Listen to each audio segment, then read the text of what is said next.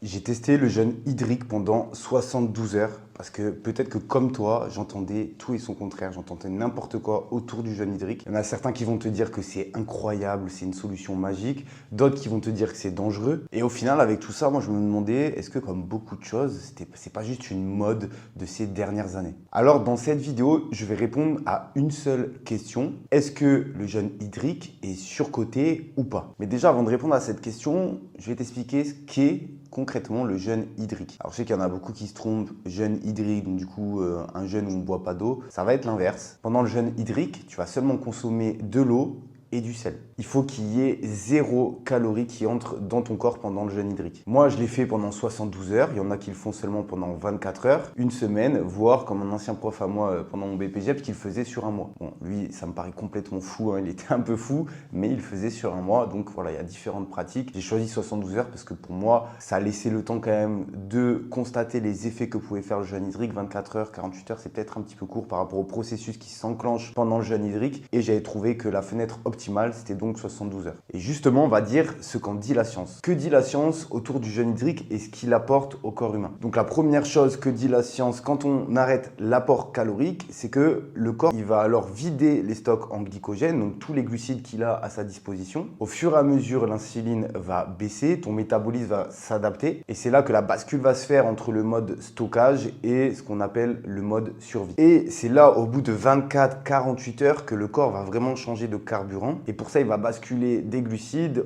aux lipides, donc aux graisses. Donc ça va être les graisses qui vont devenir la source principale d'énergie. Et le corps peut tout à fait survivre avec des réserves d'énergie qui vont être à partir de lipides, donc de graisses. Et quand justement le corps va passer d'une source d'énergie qui va être à partir des glucides aux lipides, il y a des sensations fréquentes chez les personnes qui va être une meilleure clarté mentale, une meilleure stabilité émotionnelle, c'est-à-dire que tu auras moins de montagnes russes, et aussi une meilleure stabilité au niveau de l'énergie. Ensuite, un autre mécanisme qui va s'activer, tu en as déjà peut-être entendu parler, et c'est ça qui fait la grande renommée du jeûne hydrique, ça va être l'activation de l'autophagie. Donc l'autophagie, pour te résumer assez rapidement, c'est un système de recyclage interne. Concrètement, qu'est-ce qu'il va faire? Il va recycler toutes les cellules qui vont être endommagées et il va avoir un processus du coup avec l'autophagie de renouvellement des tissus qui vont être abîmés. Mais attention, le mécanisme de l'autophagie existe tout le temps, même quand tu manges normalement ta nutrition habituelle. C'est juste qu'avec le jeûne, ça va amplifier ce phénomène-là parce que ton insuline va être basse et que tu n'auras plus d'apport calorique. Ensuite, la science nous dit aussi qu'il va y avoir une diminution de l'inflammation qui est tout à fait explicable, tout simplement parce que tu mets ta digestion à l'arrêt. Tout ton système digestif va enfin pouvoir récupérer, ce qui va par la suite entraîner une baisse des signaux inflammatoires. Et à ce moment-là, la plupart des gens, ce qu'ils ressentent, ça va être moins de ballonnement et une espèce de sensation de reset.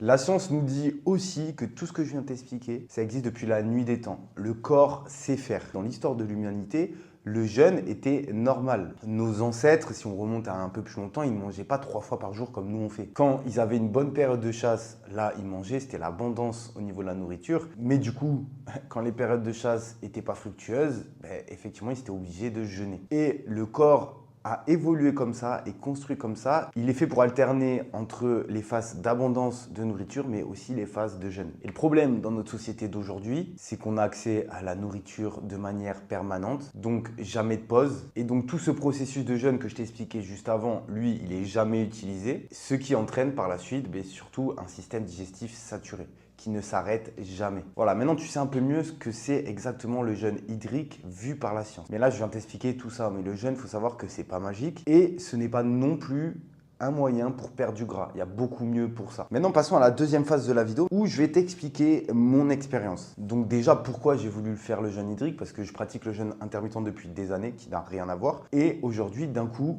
j'ai voulu faire le jeûne hydrique. Premièrement, parce que c'est mon métier et j'ai l'obligation d'essayer et de savoir de quoi je parle. Donc je ne pouvais pas parler du jeûne hydrique sans l'avoir fait et sans l'avoir étudié. Et j'avais un avis avant ça, mais il y avait trop de discours contradictoires, donc je voulais faire mon propre avis. Donc je voulais avoir un avis sincère. Et c'est ce que je suis en train de te donner aujourd'hui. Tu vas enfin pouvoir avoir un avis sincère sur ce qu'est le jeûne hydrique. Je n'ai rien à gagner à te vendre le jeûne hydrique. Donc tout ce que je te dis, c'est seulement ce que j'en ai retiré de mes études et de mon expérience. Donc j'ai commencé le jeûne hydrique juste après les fêtes, là, en ce début d'année 2026. Donc là où je tourne la vidéo, ça fait à peu près 3 semaines que j'ai fini le jeûne hydrique. Donc j'ai pu prendre un peu de recul. Donc c'était le moment parfait après les fêtes parce que j'avais pris du gras, j'avais des ballonnements, j'avais le système digestif qui était vachement troublé. Avec ça, du coup, forcément une énergie qui n'était pas top et plus aucune motivation. Donc je me suis dit, on va se mettre dans le dur de suite. Je vais me secouer un petit peu et je vais me faire un petit jeûne hydrique de 72 heures pour me réveiller, histoire de ne pas rester trop longtemps dans cette phase. Donc je suis passé à l'action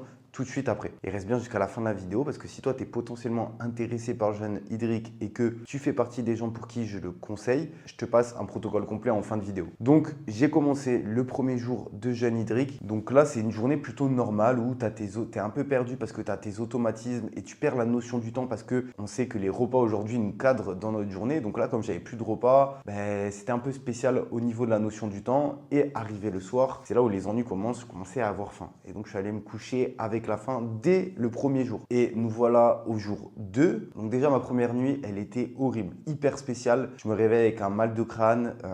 Franchement, c'était pas top. J'ai l'impression que j'ai dormi 2 heures alors que j'avais dormi 8 heures. Donc une énergie hyper basse toute la journée. Un brouillard mental encore pire que ce que j'avais avant. La tête qui tourne et en plus de ça, une faim énorme. Quand je te dis énorme, c'est que je mâchais mon thé. J'avais envie de tout ce que je voyais, j'avais envie de le manger. C'était vraiment horrible. Je devenais un grand malade avec la nourriture sur ce jour-là, le jour 2. Et là, c'est vers 18 h de cette journée, du jour 2, je commence à me dire, mais en fait, il m'arrive tout l'inverse de ce qu'on m'avait promis. Et donc là, franchement, j'ai failli lâcher le jour 2 parce que j'avais extrêmement faim. C'était très mental, mais voilà, le jeûne hydrique, de toute façon, c'est plus mental que physique. Ton corps saura le faire, mais c'est ton mental qui te dira si tu vas craquer ou non. Mais je me suis dit, je vais aller jusqu'au bout, comme ça, je vais faire mon expérience jusqu'au bout parce que voilà, je ne peux pas en retirer des conclusions si je m'arrête à la moitié du jeûne. Arrive le jour 3, donc je vais dormir faim horrible. Et là, je me lève le matin, c'était un dimanche, nickel, pas de maux de tête, je me sens bien, j'ai l'impression d'avoir beaucoup d'énergie. Je me lève aussi avec une bien meilleure humeur et surtout, au bout de 2 heures après que je me sois levé, je me dis mais bon, t'as toujours une petite sensation de faim, mais ça y est, elle est passée au second plan. Et en fait, tout allait mieux. Donc sur les dernières 24 heures, c'est là où je me suis dit, ah ouais, bon, c'est comme s'il y a un truc qui s'est passé là pendant cette journée 2. Et là, j'en suis délivré. Et c'est ce que je t'ai parlé tout à l'heure, c'est la bascule, donc où ton métabolisme s'adapte et où ton corps surtout active l'autophagie et active aussi le changement de carburant des glucides vers les graisses. Et moi, je l'ai vécu tout ça en même temps au jour 2.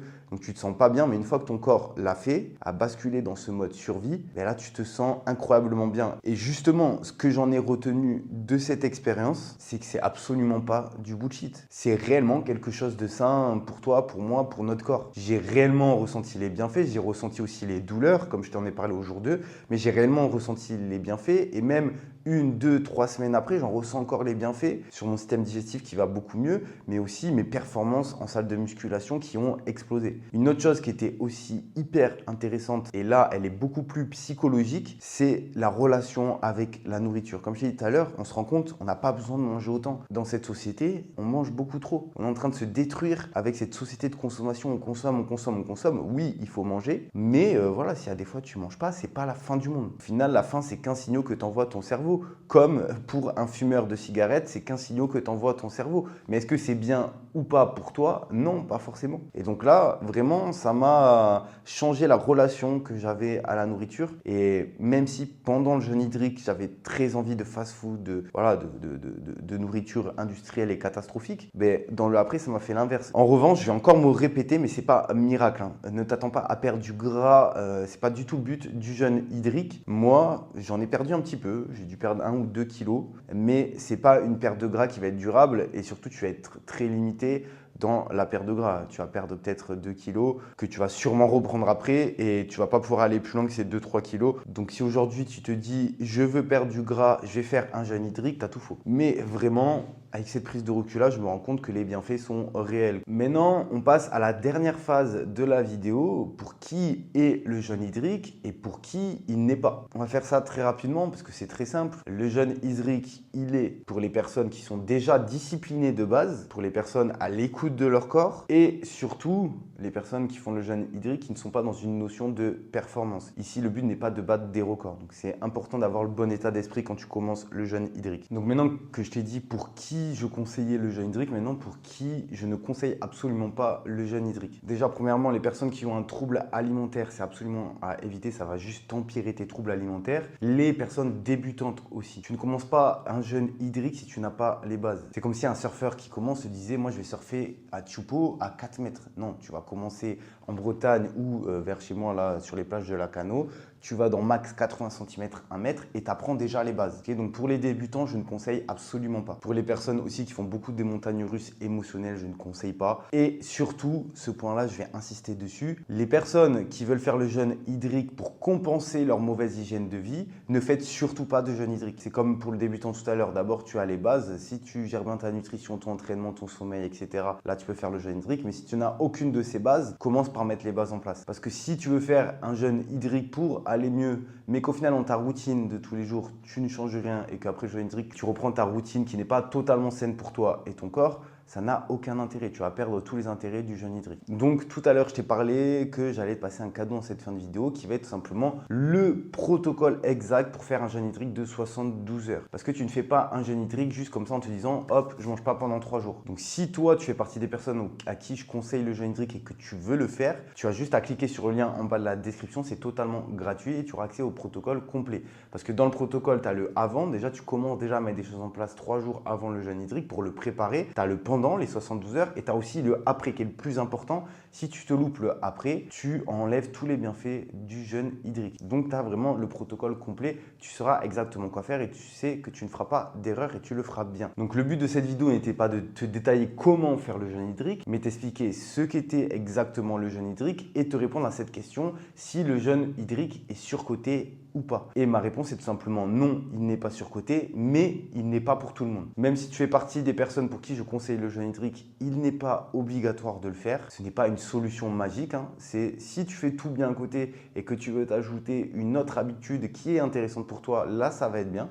Mais ce n'est pas obligatoire. C'est juste un outil qui va être très puissant s'il est bien maîtrisé et fait à la bonne fréquence. Donc moi, je voudrais le faire par exemple 1 à 2 fois par an déjà pour commencer. Et après, dans l'optimal, j'aimerais bien le faire 1 fois par trimestre à peu près. Donc qui ferait 3-4 fois par an. N'oublie pas de récupérer le protocole du jeûne hydrique de 72 heures en description. Il y a tout qui est détaillé avec une checklist sur exactement les actions que tu as à mettre en place. Moi, d'ici là, je te dis à très vite.